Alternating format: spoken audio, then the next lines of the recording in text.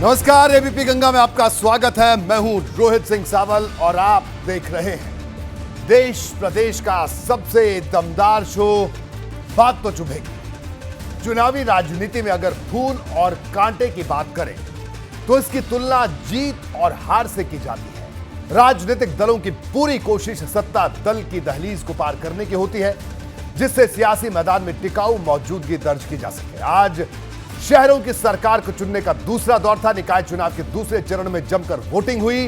शाम 6 बजे से 50% से ज्यादा मतदान की खबर है।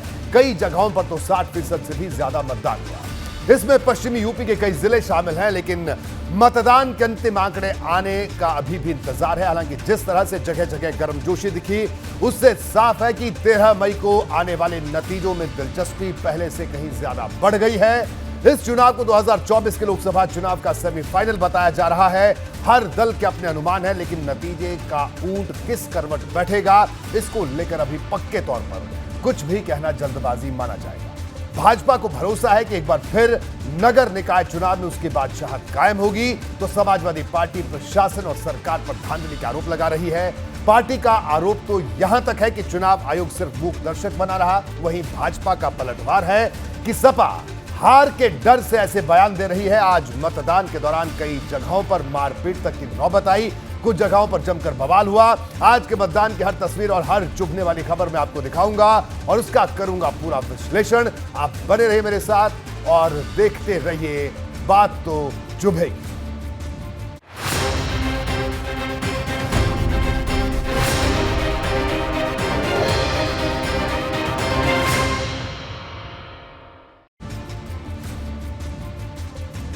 राजनीति के शिलापट्ट पर कई बार संकेतों में अपनी बात लिखी जाती है। कई बार ऐसे बयान सामने आते हैं जिसके एक नहीं कई मतलब निकलते हैं। आज पूरे दिन हर दल की तरफ से इसी अंदाज में अपने समर्थकों तक सांकेतिक संदेश पहुंचाया गया।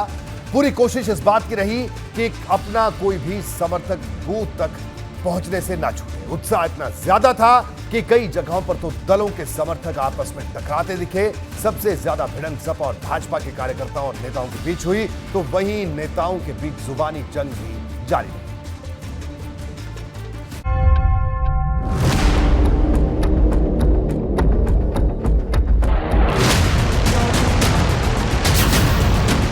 ईवीएम में बंद हुआ निकाय चुनाव का फैसला।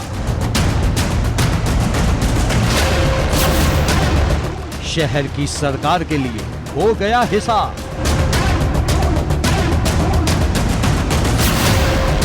गूंजने लगी नेताओं की विजय वाणी।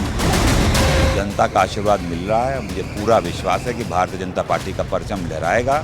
जो मोदी जी और योगी जी के नेतृत्व में कार्यकाल में जो काम हो रहे हैं, उससे जनता का पूरा समर्थन भी और सहयोग मिल रहा है। मतदान पिछले चुनाव के मुकाबले इस बार ज़्यादा हो रहा है। जनता जो है वो भारतीय जनता पार्टी के खिलाफ हो गई है और पूरे उत्तर प्रदेश में समाजवादी पार्टी ने चुनाव में बहुत बढ़त हासिल कर ली है। नगर निकाय के युद्ध में अब वोट विराम।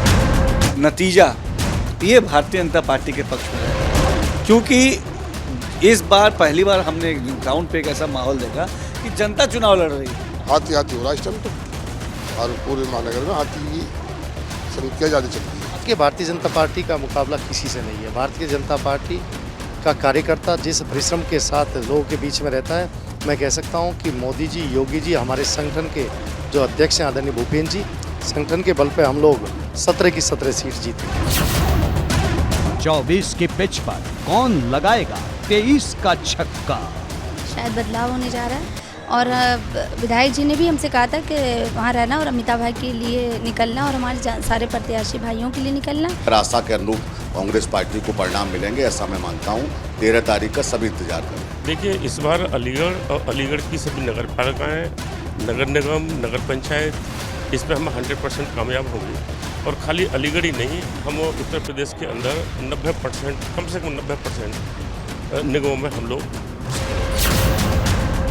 साम दाम दंड भेद का बवाल अध्याय।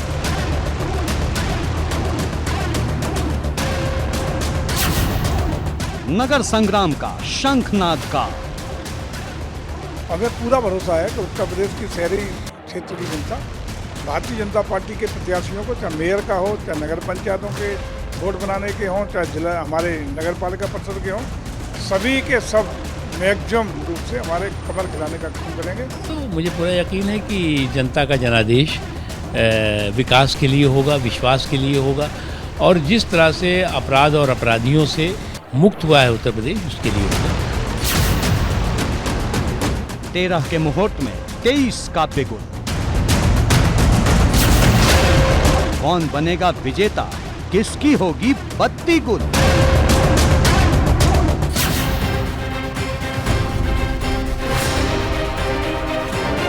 बात तो चुभेगी।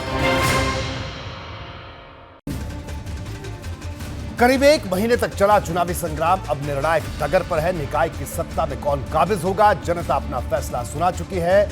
ऐसे में अब सबकी नजर 13 मई को होने वाली मतगणना पर है। इस बीच अपनी अपनी जीत को लेकर दावेदारी तेज है। जीत की भविष्यवाणी अपने अपने अनुमानों पर आधारित है।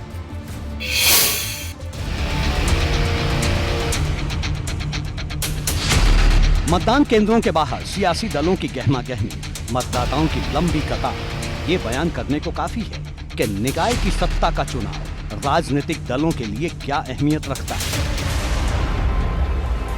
17 नगर निगम, 199 नगर पालिका परिषद, 544 नगर पंचायत और 13,924 वार्ड। दूसरे और आखिरी चरण का मतदान खत्म होने के बाद अब हर दल की तरफ से जीत की दावेदारी तेज हो गई है। समाजवादी पार्टी ने पहले हार मान ली जब उनके नेता, शीर्ष नेता चुनाव में नहीं उतरे, लोगों के बीच में वोट मांगने नहीं गए। और वो क्यों नहीं गए? वो इसलिए नहीं गए क्योंकि वो जानते हैं कि जनता का विश्वास आज उनके साथ नहीं है, जनता का सहयोग उनके साथ नहीं है। जब वो ग्राउंड पे जाएंगे तो जनता उनसे सवाल पूछेगी। उन सवालों से बचने के लिए वो मुंह छुपा के अपने कमरों में बैठे रहे। एक बंद एसी कमरों से ट्विटर और सोशल मीडिया से चुनाव उन्होंने लड़ा। लेकिन चुनाव, जनता की सेवा, प्रदेश को आगे ले जाने की सोच, ये बंद कमरों से नहीं होती। 1.25 लाख से जीतेंगे और ये निश्चित है, सुनिश्चित है। और ये इसलिए जीतेंगे कि हमारा जो प्रत्याशी है, उन्होंने जो पिछले 5 सालों में काम किया था, पूरी मेरठ महानगर की जनता ने, भारतीय जनता पार्टी के सब संगठित कार्यकर्ताओं ने और देवतुल्य कार्यकर्ताओं ने और देवतुल्य मतदाताओं ने आज इस तरीके से वोटिंग हो रही है। लगभग हम 1.25 लाख से अधिक वोट हो जाएंगे।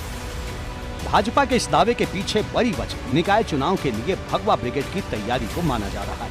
दरअसल प्रचार के स्तर पर भाजपा के मुकाबले सपा, बसपा या कांग्रेस सब पीछे नजर आए। अकेले सीएम योगी ने 15 दिनों में 50 से भी ज्यादा जनसभाओं को संबोधित किया, जबकि अगर अखिलेश यादव के चुनावी कार्यक्रम की बात करें तो उन्होंने 15 के करीब जनसभाएं की। इस बात की प्रबल संभावना है कि समाजवादी पार्टी अधिकांश जगह पर चुनाव जीतेगी। ये 2024 के चुनाव की तैयारी का है और हम लोग तत्काल बाद जो है 2024 के चुनाव की तैयारी शुरू करेंगे। हमें पूरा भरोसा है कि उत्तर प्रदेश की शहरी क्षेत्र की जनता भारतीय जनता पार्टी के प्रत्याशियों को, चाहे मेयर का हो, चाहे नगर पंचायतों के वोट बनाने के हों, चाहे जिला हमारे नगर पालिका परिषद के हों, सभी के सब मैक्सिमम रूप से हमारे कमर खिलाने का काम करेंगे। उधर मतदान का आखिरी चरण खत्म होने से पहले ही सपा नेताओं की ओर से वोटिंग प्रक्रिया पर सवाल उठाने वाले बयान सामने आए हैं, जिन्हें भाजपा के नेता हार की हताशा करार दे रहे हैं।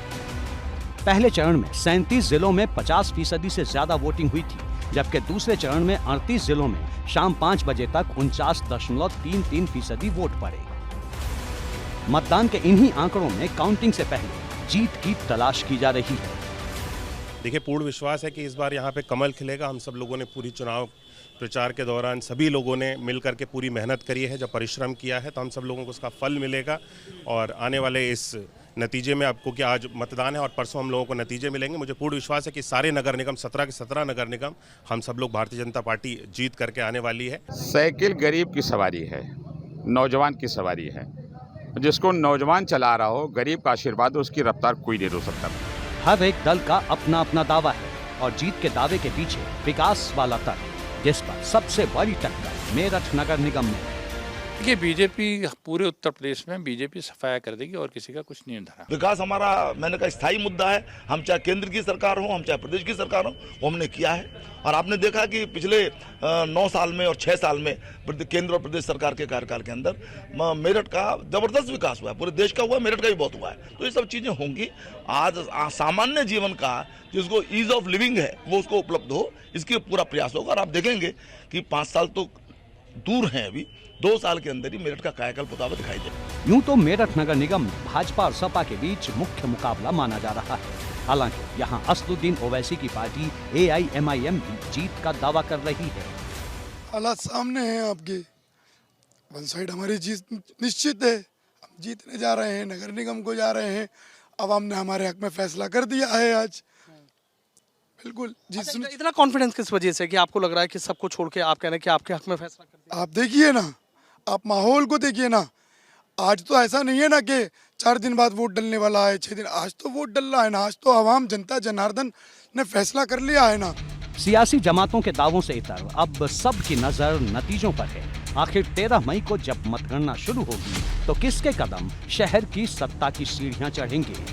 ABP गंगा के लिए ब्यूरो रिपोर्ट। यूपी के इस शहरी निकाय से चुनाव में जितने वोटर हैं, अगर उसकी कई राज्यों से तुलना करें तो ये वहां के कुल मतदाताओं से कहीं ज्यादा है।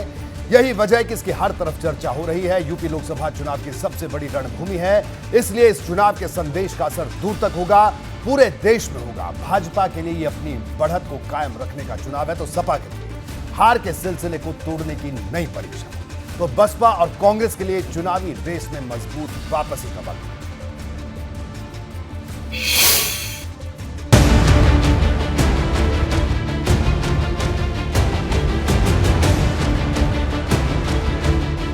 निकाय चुनाव के नतीजे 2024 के महामुकाबले का मूड बताएंगे। ये बताएंगे कि मतदाताओं के दिलों में किस पार्टी को लेकर कितना भरोसा है और कौन से मुद्दे लोकसभा चुनाव की जंग में सबसे ज्यादा धमक दिखाने वाले हैं। शहरों के संग्राम का परिणाम इसलिए भी खास होगा क्योंकि इस चुनाव में 4 करोड़ 32 लाख वोटर थे। पहले दौर के निकाय चुनाव में कुल 1 करोड़ 92 लाख वोटर थे। दूसरे चरण में 2 करोड़ 40 लाख वोटर। अगर लोकसभा चुनाव के लिहाज से तुलना करें तो यूपी में वोटरों की ये तादाद कुल मतदाताओं की करीब 1/3 से कुछ ही कम है। ये अपने आप में बड़ा आंकड़ा है। यही वजह है कि इस चुनाव के नतीजे पर सबकी निगाहें टिकी हैं। सुशासन, समृद्धि, लोगों की सुरक्षा और समावेशी विकास से युक्त हुआ है। तो मुझे पूरा यकीन है कि जनता का जनादेश विकास के लिए होगा, विश्वास के लिए होगा। और जिस तरह से अपराध और अपराधियों से मुक्त हुआ है उत्तर प्रदेश, उसके लिए होगा। और भारतीय जनता पार्टी के प्रतिपक्ष में जनादेश होगा। देखिए, बीजेपी का जो पहला दौर गया, मैं इतना ही कह सकता हूं कि बहुत ही ज़्यादा संतोषजनक था। हमारे 10 महापौर की सीटें थीं और पूरी उम्मीद है कि 10 की 10 हम लोग जीतेंगे। अब बाकी जो 7 हैं उसमें भी हम लोग 7 की 7 जीतने वाले हैं। एक तरफ हार और जीत की भविष्यवाणी का दौर चल रहा है तो दूसरी तरफ विपक्षी दलों ने चुनाव की निष्पक्षता पर भी बड़े सवाल खड़े कर दिए हैं। इस्लामिया के पोलिंग सेंटर के 2 बूथों में मेयर के कैंडिडेट की मशीन का बटन खराब है, उसको जीत की आवाज़ नहीं आ रही है। ईस्टर्न पब्लिक स्कूल के दो पोलिंग बूथ पे मशीन खराब है, जिसकी वजह से वहाँ के मतदाताओं ने पोलिंग नहीं होने देने के लिए जिला अधिकारी को और ADM सिटी को सूचना दी है। वहीं रालोद की तरफ से चुनाव को शांतिपूर्ण बताया गया है। हालांकि दावा है कि मतगणना पर पार्टी नजर रखेगी। चुनाव हमारे जिले में सही तरीके से संपन्न हुआ। नगर पालिका, नगर पंचायतों में चुनाव हुआ, करीब करीब सभी जगह ठीक चुनाव हुआ। मैं प्रशासन का इसमें धन्यवाद भी करता हूं। भाजपा सपा की तरफ से लगाए जा रहे आरोपों को हार का डर बता रही है। जिस प्रकार से समाजवादी पार्टी के एक प्रकार से मैं कहूं कि अखिलेश यादव निकले ही नहीं, उनको भी पहले से महसूस होने लगा था कि ये वाला जो चुनाव है नगर निकाय का, महापौर का, ये हारने वाले हैं। इसलिए उन्होंने प्रयास भी नहीं किया और उनके अंदर हताश इतने हो चुके हैं कि वो अब अपनी हार मान चुके हैं। सियासत अपनी रफ्तार में है, वहीं तमाम ईवीएम को स्ट्रॉन्ग रूम तक पहुंचा दिया गया है।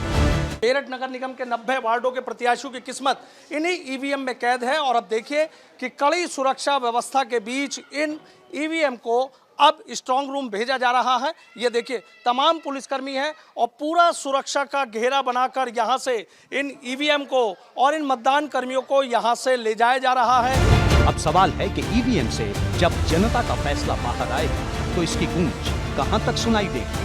भाजपा ने जीत का रिकॉर्ड अगर पहले की तरह बरकरार रखा तो 2024 की रेस में उसे आगे माना जाएगा। अगर सपा ने भाजपा से मुकाबले में बराबरी नहीं की या फिर उसे कड़ी टक्कर नहीं दी तो ये दबाव उसके समर्थकों के जोश को कम करेगा। बसपा ने अगर बड़ी धमक नहीं दिखाई तो लोकसभा चुनाव में उसकी चुनौती कमजोर मानी जाएगी और अगर कांग्रेस ने अपने गढ़ में अच्छा प्रदर्शन नहीं किया तो फिर पार्टी को नई चुनौतियों से जूझना पड़ेगा। वजूद के सवाल खड़े होने लगेंगे। यही वजह है कि इस चुनाव को भविष्य की सियासत का बड़ा शंखनाद माना जा रहा है। जनहित के मुद्दों को लेकर हम जनता के बीच में, तो मगर भारतीय जनता पार्टी ने जिस तरह की फरेब की सियासत की, वोटर लोगों को वोटर डालने से वंचित रहना पड़ा। हमने निर्वाचन आयोग को भी पहले चुनाव में कंप्लेंट की और इस चुनाव में भी हमने कंप्लेंट की, मगर आशा के अनुरूप कांग्रेस पार्टी को परिणाम मिलेंगे ऐसा मैं मानता हूं। 13 तारीख का सभी इंतजार कर। देखिए, मुझे लगता है कि स्थानीय निकाय चुनाव में सदैव समाजवादी पार्टी पिछड़ती रही। पिछली बार भी उसकी संख्या नगण्य थी और नगर निगम में तो 0 थी और इस बार मुझे लगता है कोई भी दल नगर निगम में मेयर की सीट एक भी नहीं जीतने जा रहा है। और इस तरह का भय दिखाकर ईवीएम का वो अपने कार्यकर्ताओं को धोखे में रखना चाहते हैं और खुद धोखे में रहना चाहते हैं। अब सवालों का जवाब जनता की तरफ से आने वाला है। ईवीएम का शंखनाद सब कुछ साफ कर देगा। एबीपी गंगा के लिए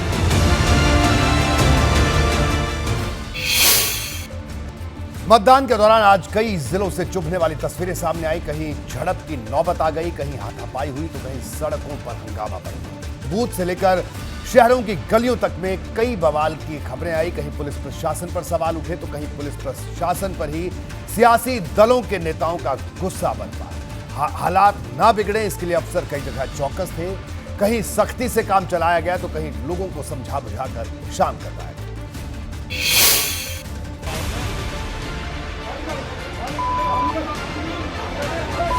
शहर संग्राम की ये तस्वीर तपिश बढ़ाने वाली है।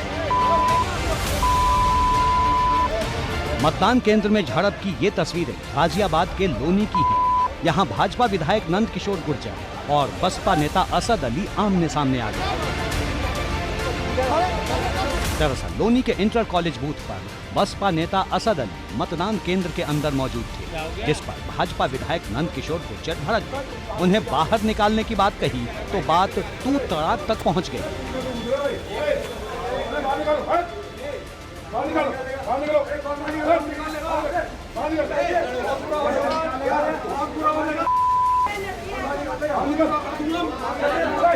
हालांकि मौके पर मौजूद पुलिसकर्मियों ने स्थिति को संभाल लिया।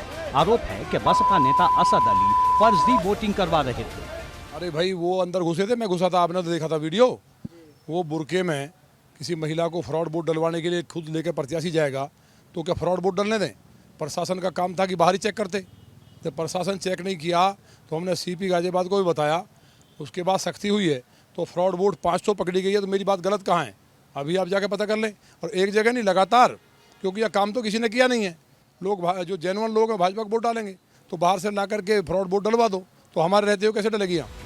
उधर बसपा नेता असद अली का आरोप है कि भाजपा विधायक नंद किशोर गुर्जर और उनके समर्थक मुस्लिम समाज के मतदाताओं को वोट डालने से रोक रहे थे। नंद किशोर गुर्जर मुसलमान वोट नहीं दे रहे हैं यहाँ पे लोनी इंटर कॉलेज में। पूरे मामले पर लोनी से भाजपा विधायक नंद किशोर गुर्जर और खतौली से रालोद विधायक मदन भैया के बीच भी तीखी बहस हुई। मदन भैया ने सवाल किया कि नंद किशोर गुर्जर किस हैसियत से बूथ के अंदर घुसकर जांच में जुटे थे। पुलिस अधिकारियों के होते एक मतलब इस तरह का व्यक्ति जिस पे मतलब कोई मतलब जो है कार्ड नहीं है, वो कैसे दूसरे के बूथ में घुस गया जो है? ये तो उन्हें पूछिए जो है। ये तो मतलब जो बहुत ही गलत है जो है। ये तो अराजकता है, अराजकता की पराकाष्ठा है। आज तक कभी नहीं हुआ किसी चुनाव में कभी नहीं। हमने बहुत चुनाव लड़े हैं, बड़े बड़े चीज़ हुए हैं, कभी बूथ में जो है कभी कोई दूसरा व्यक्ति नहीं घुसा। उधर गाजियाबाद के ही मोदी नगर में पीआरवी पर तैनात 3 पुलिसकर्मियों को निकाय प्रत्याशियों के साथ शराब बंटवाने के आरोप में सस्पेंड कर दिया गया। ये वास्तविकता निकल कर आई कि इसमें जो 3 पुलिसकर्मी उस पीआरवी में मौजूद थे और उसके अलावा जो निर्दलीय प्रत्याशी थे, उन्होंने मिलकर उनके पास से शराब बरामद हुई है और वो रात में शराब वितरण का कार्य कर रहे थे। तो इसमें चारों ही अभियुक्तों के खिलाफ तत्काल ही अभियोग पंजीकृत करा दिया गया है और आगे की वैधानिक कार्रवाई की जा रही है। गाजियाबाद जिले में नगर निकाय के चुनाव पर सबकी नजरें टिकी हैं। यहाँ भाजपा का एक छत्र राज रहा है। अब इस बार नतीजे क्या होते हैं, इसमें सबकी दिलचस्पी है। एबीपी गंगा के लिए गाजियाबाद से शक्ति सिंह के साथ ब्यूरो रिपोर्ट। आज से तेज गर्मी की वजह से पहले से ही पारा चढ़ा हुआ था, ऊपर से जगह जगह भिड़ंत की तस्वीरों ने माहौल को और गर्मा दिया। गाजियाबाद में आपने देखा कि किस तरह यहां भाजपा और सपा में आर पार के हालात थे, तो अब पूरे प्रदेश की तस्वीर एक एक कर देखिए कि शहरों में वोटिंग के बीच आज कैसी तकरार रही। कानपुर से कासगंज तक बवाल किस तरह का।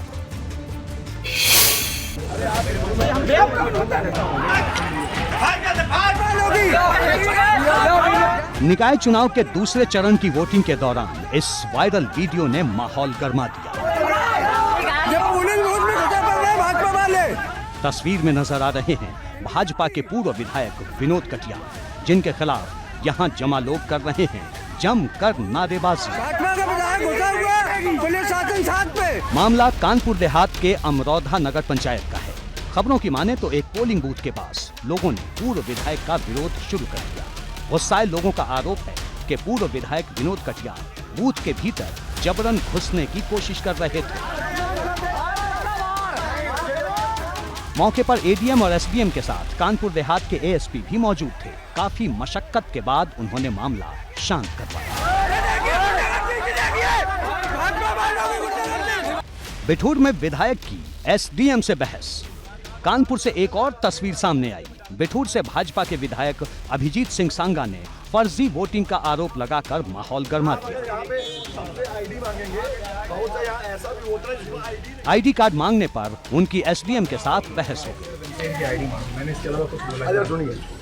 बिठूर में नगर पंचायत अध्यक्ष और वार्ड सदस्य के लिए मतदान हो रहा था। इसी दौरान भाजपा विधायक अभिजीत ने ऋषि नगर के बूथ नंबर 5 और 7 पर फर्जी वोटिंग का आरोप लगाया।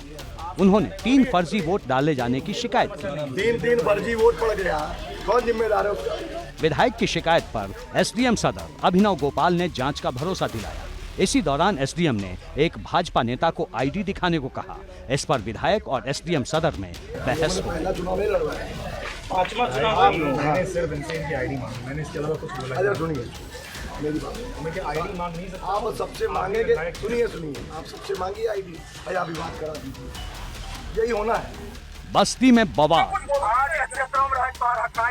निर्वाचन क्षेत्र है, चुनाव चल रहा है। हंगामे और नोक-झोंक की एक तस्वीर बस्ती से भी सामने आई, जहां भाजपा विधायक अजय सिंह और सपा के प्रत्याशी कौशलेंद्र के बीच तीखी बहस हो गई।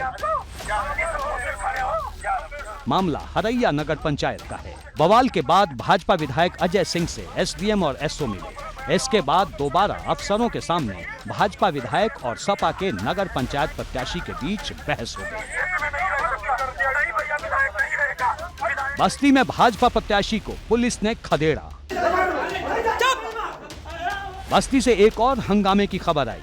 यहाँ बभनान नगर पंचायत के भाजपा प्रत्याशी प्रबल मलानी को पुलिस ने खदेड़ दिया। भाजपा के प्रत्याशी बूथ के भीतर गड़बड़ी की शिकायत लेकर पहुंचे थे। कहा जा रहा है कि मतदान अधिकारी से भाजपा प्रत्याशी की बहस हो गई। इस दौरान बभनान पुलिस चौकी के दारोगा ने भाजपा प्रत्याशी को धक्का देकर खदेड़ दिया। तो हम भेज रहे हैं, हम भेजेंगे। आजमगढ़ में हंगामा। आजमगढ़ के महाराजगंज नगर पंचायत में मतदान के दौरान झड़प हुई। सपा और भाजपा के कार्यकर्ता यहां आपस में भिड़ गए। एसपी ने मौके पर पहुंचकर हालात को संभाला। बड़ी तादाद में पुलिसकर्मियों के मौके पर पहुंचने के बाद यहां स्थिति सामान्य हुई। मऊ में उपद्रवियों को खदेड़ा। तस्वीरें मऊ के कोतवाली क्षेत्र की हैं। यहां भेली बाजार के पास उपद्रवियों को पुलिस ने खदेड़ा। शांतिपूर्ण मतदान के लिए आशंका पैदा होते ही पुलिस ने तेजी से एक्शन लिया। सोनभद्र में झड़प। तस्वीरें सोनभद्र की हैं। यहां नगर पालिका चुनाव के बूथ पर दो प्रत्याशी आपस में ही भिड़ गए। राजा शारदा महेश इंटर कॉलेज के बाहर इसकी वजह से अफरा तफरी की स्थिति बनने लगी। तभी मौके पर सदर एसडीएम ने पहुंचकर सख्ती दिखाई। पीलीभीत में दारोगा पर भड़के वोटर। पीलीभीत में एक दारोगा पर वोटरों ने गंभीर आरोप लगाए। लोगों का आरोप था कि दारोगा मतदाताओं के साथ अभद्रता पर उतर आया, धमकी देते हुए हाथ तोड़ने तक की बात कह डाली। गुस्साए वोटरों के साथ पोलिंग एजेंट भी विरोध पर उतर आए। इन्होंने सड़क जाम कर दिया। महोबा में महाबवाल। महोबा में भाजपा प्रत्याशी के समर्थकों पर बड़े आरोप लगे। यहाँ कुलपहाड़ नगर पंचायत के सोनकपुरा बूथ पर वोटर के साथ मारपीट का आरोप है। कई वोटरों ने आरोप लगाया कि उनके साथ भाजपा प्रत्याशी के समर्थकों ने मारपीट की, जिसमें एक मतदाता घायल हो गया। अभी आप थोड़ी देर पहले जब बैठे थे वहाँ पर आप कह रहे थे कि बीजेपी वाले पीड़ित अपनी मां के साथ मतदान करने पहुंचा था। इस दौरान पुलिस कर्मियों पर मूक दर्शक बने रहने का आरोप लगा है। आप लोग किस लिए? एबीपी गंगा के लिए ब्यूरो रिपोर्ट। यहाँ पे देखिए दूसरे दौर के मतदान का बवाली चैप्टर लंबा है। कहीं प्रत्याशी को गुस्सा आ गया तो कहीं पुलिस वालों ने आपा खो दिया, कहीं सियासी दलों के समर्थक आज बबूला दिखे तो कहीं मतदान कर्मी भड़क गए। आज शहर शहर जैसा बवाल हुआ, उसकी जमीनी तस्वीर हैरान करने वाली।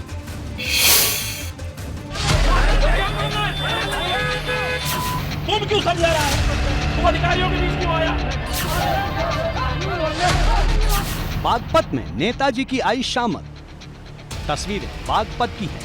बूथ के भीतर एएसपी पोलिंग एजेंट की बैठक ले रहे थे। इसी बीच बड़ौत नगर पालिका अध्यक्ष पद के निर्दलीय प्रत्याशी जितेंद्र ने तीखे तेवर दिखाए।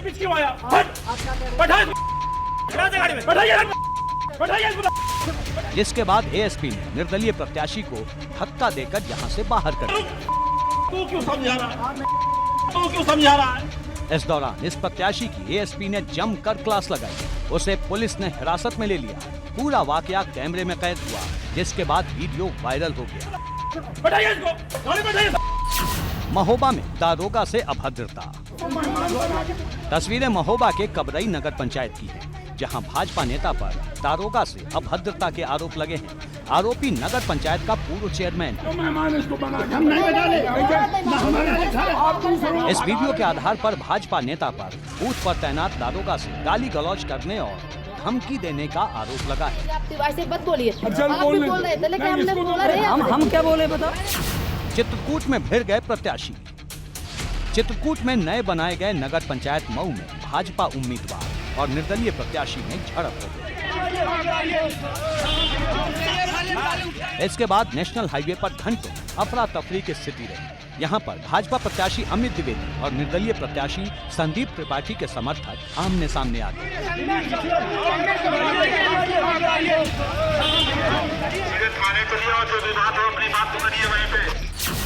कासगंज में बवाल। तस्वीरें कासगंज के गंज डुंडवारा की हैं। यहाँ भाजपा और निर्दलीय प्रत्याशियों में जमकर लात घुसे चले।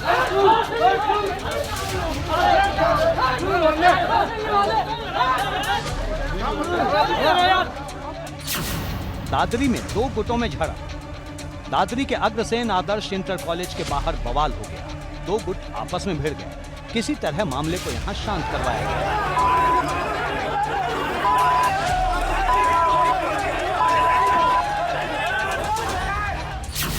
बस्ती में मतदान कर्मियों से नोकझोंक। बस्ती के बनकटी नगर पंचायत के चुनाव में भाजपा नेता पर गंभीर आरोप लगे हैं। यहां भाजपा नेता अरविंद पाल पर पुलिस और मतदान कर्मियों पर हमला करने का आरोप है।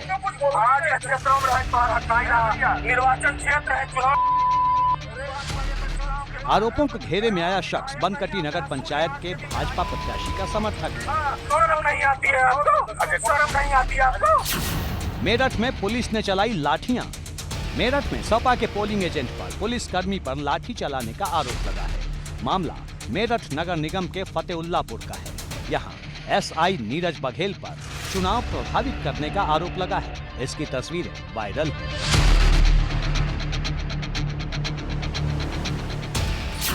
आजमगढ़ में सपा भाजपा के कार्यकर्ता भिड़े।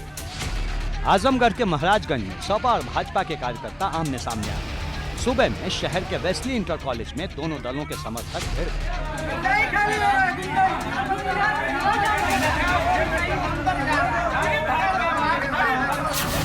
गाजियाबाद में फर्जी वोटिंग पर बवाल। गाजियाबाद में बूथ नंबर 124 पर फर्जी वोटिंग को लेकर बवाल हो गया। पीठासीन अधिकारी ने जब फर्जी वोटिंग को रोकने की कोशिश की तो हंगामा होने लगा।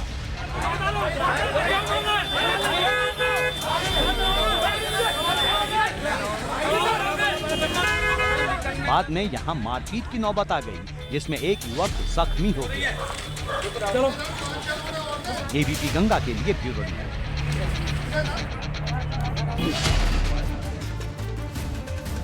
सत्ता की बिसात पर हर एक वोट कितना जरूरी है, इसका ट्रेलर कानपुर से सामने आया। यहां भाजपा की मेयर प्रत्याशी सिंधी समाज के बीच पहुंचकर माफी मांगती नजर आई। उन्होंने सिंधी समाज की नाराजगी की खबर मिली थी। दरअसल सिंधी समाज के लोग भाजपा के कार्यकर्ताओं के व्यवहार की वजह से नाराज बताए जा रहे थे। ऐसे में खुद प्रमिला पांडे उनके पास पहुंचकर खेद जताती हुई नजर आई।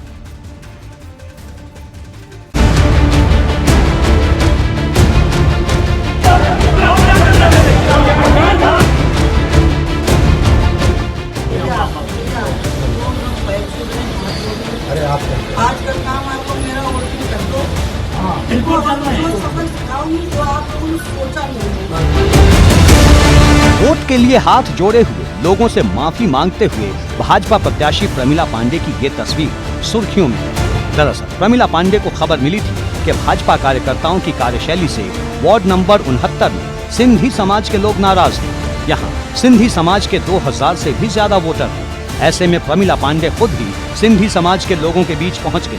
भाजपा कार्यकर्ताओं के व्यवहार के लिए माफी मांगी। दावा किया कि गलत व्यवहार करने वाले भाजपा कार्यकर्ताओं को सबक सिखाया जाएगा।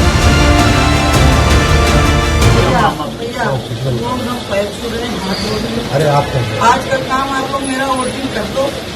बिल्कुल जो सबक सिखाऊंगी जो आप लोगों ने सोचा नहीं। अब इन तस्वीरों को देखिए।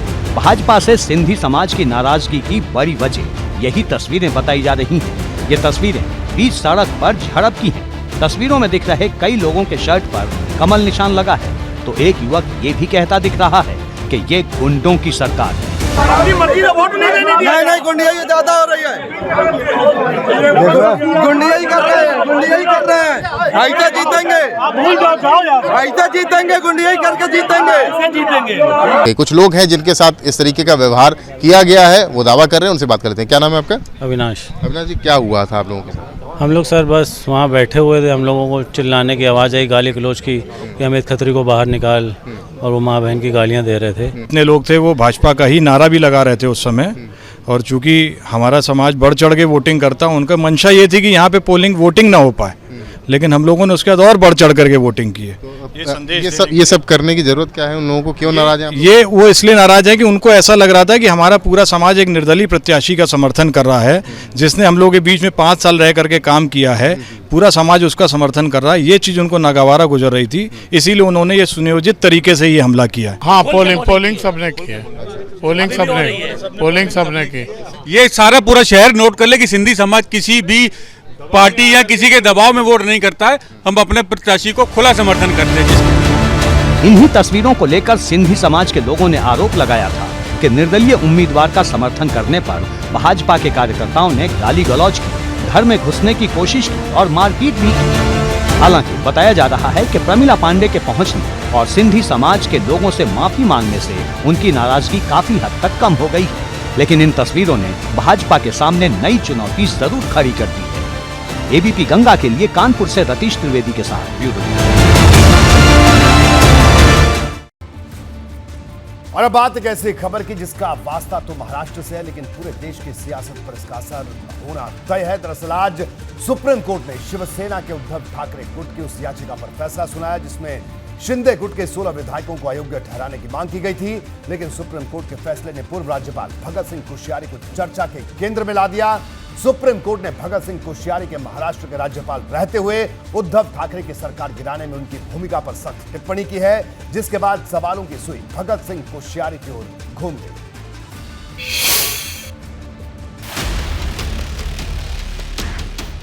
उद्धव ठाकरे की सरकार गिरने पर सुप्रीम कोर्ट का फैसला दोनों पक्षों के लिए सुकून का संदेश लेकर आया है, तो सर्वोच्च अदालत की टिप्पणी से उठे सवालों ने पूर्व राज्यपाल भगत सिंह कोश्यारी का पता ढूंढ लिया है।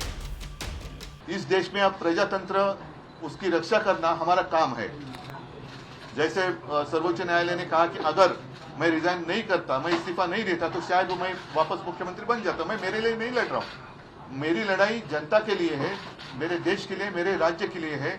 और भले हम इसके पहले राजनीति में विवाद तो होते रहते हैं, लेकिन एक मत तो हमारा हो गया है कि इस देश को हमें बचाना है, संविधान को बचाया है। राष्ट्र के विषय में जितने भी मूल मुद्दे हैं कानून के, वो हमारे पक्ष में हुए हैं। राज्यपाल का निर्णय गलत है। उन्होंने ऐसे तथ्यों को देखा जो नहीं थे वहां पर, जो वो नहीं देख सकते थे। राज्यपाल का निर्णय को गलत करार किया गया। स्पीकर का निर्णय, जिन्होंने किसी और की विप को ऊपर आधार पर अपना निर्णय किया, उसको गलत माना है। विप गोगावले के नियुक्ति को गलत माना है। जुलाई 2022 में शिवसेना में दो फाड़ के बाद उद्धव ठाकरे ने मुख्यमंत्री पद से इस्तीफा दे दिया था। इसके बाद उद्धव ठाकरे की ओर से शिंदे गुट के 16 विधायकों को अयोग्य ठहराने के लिए सुप्रीम कोर्ट में याचिका लगाई गई थी। अब इस मामले में सुप्रीम कोर्ट ने फैसला सुनाया है। सुप्रीम कोर्ट ने कहा है कि राज्यपाल का उद्धव ठाकरे को बहुमत परीक्षण के लिए कहना अनुचित था। राज्यपाल के पास इसकी कोई पुख्ता जानकारी नहीं थी कि ठाकरे बहुमत का समर्थन खो चुके हैं। पार्टी तय करती है कि सदन में सचेतक यानी चीफ व्हिप कौन होगा। शिंदे समर्थक विधायकों की तरफ से नियुक्त चीफ व्हिप की मान्यता गलत थी। उद्धव ठाकरे ने बहुमत परीक्षण की जगह इस्तीफा दिया, इसलिए सरकार की बहाली नहीं हो सकती। राज्यपाल का निर्णय जो था विशेष सत्र को, उसे गलत ठहराया गया सुप्रीम कोर्ट ने। उसके बावजूद जो नवाब रबिया का फैसला सुप्रीम कोर्ट के कॉन्स्टिट्यूशन बेंच ने दिया था, तो हम we can't reverse the clock. इस कहने के मुताबिक उन्होंने कहा कि राज्यपाल की कृति इलीगल थी, लेकिन इसके लिए हम पहले जो चीफ मिनिस्टर थे उनकी स्थापना नहीं कर सकते, ये बात स्पष्ट कर दी। सुप्रीम कोर्ट के फैसले ने महाराष्ट्र के तत्कालीन राज्यपाल भगत सिंह कोश्यारी की भूमिका पर सवालों की नई बहस को जन्म दे दिया है। ये बात सही है, कानूनन मुद्दा है कि उसका ही मतलब है अभी की सरकार गैर कानूनी है। अगर सुप्रीम कोर्ट ये कहते हैं कि अगर उद्धव जी ने नैतिकता के आधार पर रिजाइन किया है, इस्तीफा नहीं देते, तो आज हम उस स्थिति में होते। उसका मतलब है जिस तरह से सरकार नई सरकार बनाई, ये पूरी तरह से गैर कानूनी है और संविधान के खिलाफ बनी है। जो उद्धव ठाकरे सरकार पर संकट आया था, उस संकट के बारे में अब सुप्रीम कोर्ट में जो केस चल रहा है, सुप्रीम कोर्ट में जो बहस चल रही है, उसमें जो सुप्रीम कोर्ट ने कहा है वो स्पष्ट रूप से इस बात की ओर इशारा कर रहा है कि महाराष्ट्र में शिवसेना को तोड़ने में कहीं ना कहीं तत्कालीन राज्यपाल भगत सिंह कोश्यारी की बड़ी भूमिका थी। हर एक सवाल के केंद्र में पूर्व राज्यपाल भगत सिंह कोश्यारी है। वहीं पूर्व राज्यपाल का तर्क है कि अगर कोई इस्तीफा देने आया है तो क्या वो रोक सकते हैं। मैं राज्यपाल पद से मुक्त हो चुका हूँ, 3 महीने हो चुके हैं, और मैं राजनीतिक मसलों से अपने को बहुत दूर रखता हूँ। और जो मसला सुप्रीम कोर्ट में था, उस मसले पर सुप्रीम कोर्ट ने अपना निर्णय दे दिया है। उस निर्णय पर जो कानूनविद हैं वही अपनी राय व्यक्त करेंगे। मुझे नहीं लगता कि मैं, चूँकि कानून का विद्यार्थी हूँ नहीं, मैं केवल संसदीय परंपराएं जानता हूँ। मतलब साफ है कि सुप्रीम कोर्ट के फैसले को आधार बनाकर सियासत की दिशा अतीत की ओर मुड़ गई है। हालांकि महाराष्ट्र से ही सामने आई नीतीश कुमार और उद्धव ठाकरे की मुलाकात की तस्वीर ने भविष्य की भावी राजनीति को लेकर हलचल तेज कर दी है। आज जो इनका मामला था, जिसके बारे में जानते ही हैं, इनके साथ जो अन्याय हुआ था, अब जिस तरह से जो फैसला आ गया तो बहुत अच्छा हुआ है। अब तो इन्होंने खुद ही बता ही दिया है। और किसी भी प्रकार से, एक तो आश्चर्य की बात है कि पार्टी के नाम को कैसे कोई बदल सकता है। तो इन सब चीजों को लेकर के तो हम लोग सब दिन तो अपनी बात अपना इनके साथ हम लोग रही हैं। लेकिन अभी जो हम लोग आए हुए हैं उसका मकसद इन्होंने बता दिया। हम लोग चाहते हैं कि पूरे देश में अधिक से अधिक पार्टियां एकजुट हों। फिलहाल उद्धव ठाकरे की सरकार गिरने को लेकर सुप्रीम कोर्ट के फैसले पर राजनीति सरगर्म है। एबीपी गंगा के लिए ब्यूरो रिपोर्ट।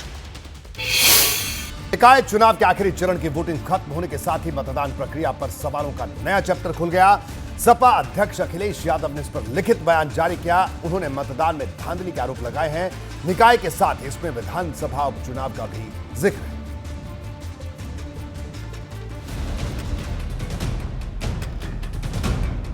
निकाय की सत्ता की वोट वाली लड़ाई जब नतीजों की डगर पर है, टिक टिक करती घड़ी का कांटा काउंटिंग का काउंटडाउन सुना रहा है, तब समाजवादी पार्टी ने वोटिंग प्रक्रिया में धांधली का सवाल बड़ा कर दिया है।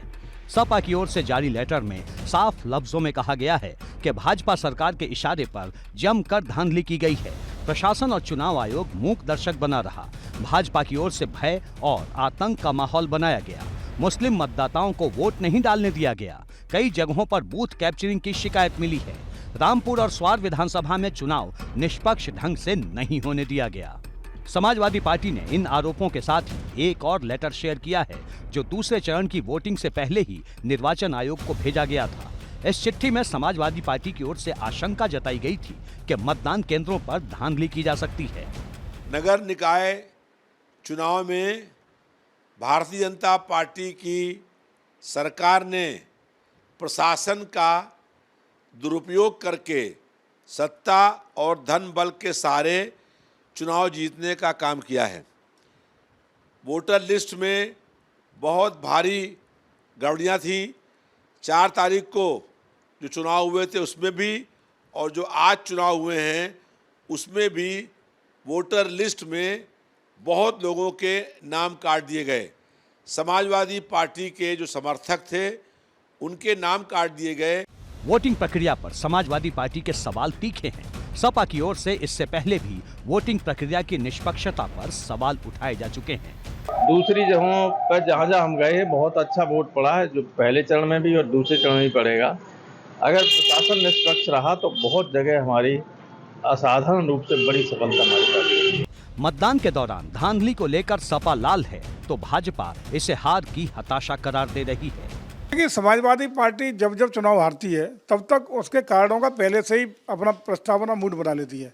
कभी ईवीएम को लेकर, कभी प्रशासन पे, कभी आयोग पे, कभी पुलिस पे, वो बहाने अपने तैयार कर रहे हैं। चूँकि उन्हें पता है कि इसमें व्यापक रूप से भारतीय जनता पार्टी सफल हो रही है, जनता का आशीर्वाद मिल रहा है, इसलिए वो हारने का बहाना ढूंढने का ये काम करेंगे और वही उसी के तहत ये सब अपना शुरू कर दिए। मतलब वोटिंग प्रक्रिया की निष्पक्षता पर एक बार फिर सियासत करवट ले रही है। एबीपी गंगा के लिए ब्यूरो रिपोर्ट। और अब बात दिल्ली में एलजी बनाम राज्य सरकार के बीच अधिकारों के विवाद पर आए बड़े फैसले की। सुप्रीम कोर्ट की 5 सदस्यों की संविधान पीठ ने इस पर निर्णय सुनाया है। कोर्ट ने दिल्ली सरकार और एलजी के अधिकारों का दायरा पूरी तरह से साफ कर दिया। सुप्रीम कोर्ट ने साफ लफ्जों में कहा है कि उपराज्यपाल की कार्यकारी शक्तियां उन मामलों पर निर्भर करती हैं जो विधानसभा के दायरे में नहीं आते। अदालत ने यह भी कहा कि दिल्ली में राज्य सरकार का अधिकारियों पर नियंत्रण नहीं होना ठीक बात नहीं। इसे एलजी के लिए बड़ा झटका माना जा रहा है।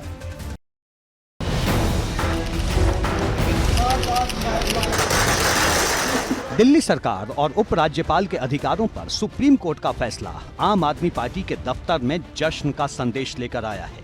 दरअसल सुप्रीम कोर्ट की 5 जजों की संविधान पीठ ने दिल्ली में उपराज्यपाल और केजरीवाल सरकार के बीच अधिकारों की कानूनी लड़ाई पर पूर्ण विराम लगा दिया है।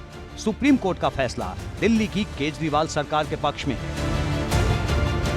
फैसले में कहा गया है, अनुच्छेद 239 ए दिल्ली विधानसभा को कई शक्तियां देता है। 239 ए पुलिस, कानून व्यवस्था और भूमि से जुड़ी शक्ति दिल्ली विधानसभा को नहीं देता।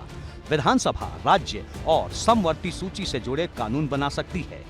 उपराज्यपाल की कार्यकारी शक्तियां उन मामलों पर निर्भर करती हैं जो विधानसभा के दायरे में नहीं आते। राज्य सरकार का अधिकारियों पर नियंत्रण नहीं होना ठीक बात नहीं। अपने फैसले में सुप्रीम कोर्ट ने यह भी साफ कर दिया है कि समवर्ती सूची के कुछ विषयों पर केंद्र का नियंत्रण इस तरह नहीं हो सकता कि राज्य का कामकाज प्रभावित हो। सुप्रीम कोर्ट के इस फैसले को आधार बनाकर दिल्ली के मुख्यमंत्री अरविंद केजरीवाल ने केंद्र सरकार के खिलाफ मोर्चा खोल दिया है।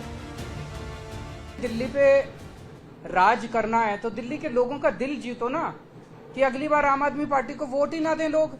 ऐसा काम करो, मतलब काम में टांग क्यों उड़ा रहे हो? जब तक हमारी सरकार है हमें काम करने दो, कल तुम जीत लेना, तुम काम कर लेना।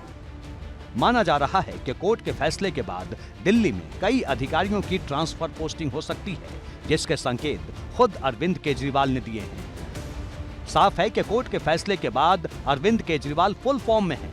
वहीं आम आदमी पार्टी की ओर से भाजपा पर हमले तेज हो गए हैं, जबकि भाजपा भी पलटवार में देर नहीं कर रही। देखिए, आज जो सुप्रीम कोर्ट ने फैसला दिया है वो लोकतंत्र की जीत है, संविधान की जीत है और दिल्ली की जनता की जीत है। 2015 में दिल्ली की जनता ने एक लैंडस्लाइड मेजॉरिटी से अरविंद केजरीवाल पर भरोसा किया और चुन के भेजा, और फिर गैर संवैधानिक, गैर लोकतांत्रिक तरीके से एक चुनी हुई सरकार की ताकत हड़पने की कोशिश की गई। 8 साल से ये लड़ाई अलग अलग न्यायालयों में चल रही है, लेकिन मैं सुप्रीम कोर्ट को धन्यवाद देना चाहूंगी कि आज लोकतंत्र को, संविधान के सम्मान को उन्होंने बनाए रखा है। जिस प्रकार से न खाता न बही, जो केजरीवाल कहे वही सही, उस पैटर्न पे अफसरों ने अगर काम नहीं किया तो जो डर है अफसरों को प्रताड़ित किया जाएगा, अफसरों के साथ बदतमीजी होगी, जो चीफ सेक्रेटरी के साथ हुई थी, याद करिए, वो दोबारा ना हो। और आज तो अरविंद केजरीवाल साहब ने साफ बोला कि हम बहुत बड़े पैमाने पे ट्रांसफर पोस्टिंग करने जा रहे हैं, चाहे वो शिक्षा के क्षेत्र के अंदर हो, चाहे वो शराब का घोटाला हो, तमाम तरह के जो घोटाले सामने आ रहे हैं। आप एक नया उद्योग ट्रांसफर पोस्टिंग ना खोल दें, भारतीय जनता पार्टी को डर इसी बात का है। सुप्रीम कोर्ट के फैसले के बाद दिल्ली के सीएम अरविंद केजरीवाल ने एलजीबी के सक्सेना से मुलाकात की। दोनों के बीच करीब 15 मिनट तक मीटिंग चली। इस बैठक में क्या बात हुई वो अब तक पर्दे में है। जाहिर है कि सुप्रीम कोर्ट का फैसला भले ही दिल्ली में उपराज्यपाल और राज्य सरकार के बीच खींचतान पर विराम का संदेश लेकर आया है, लेकिन कोर्ट के फैसले के बाद सियासत नए अंदाज में करवट लेने लगी है। एबीपी गंगा के लिए ब्यूरो रिपोर्ट।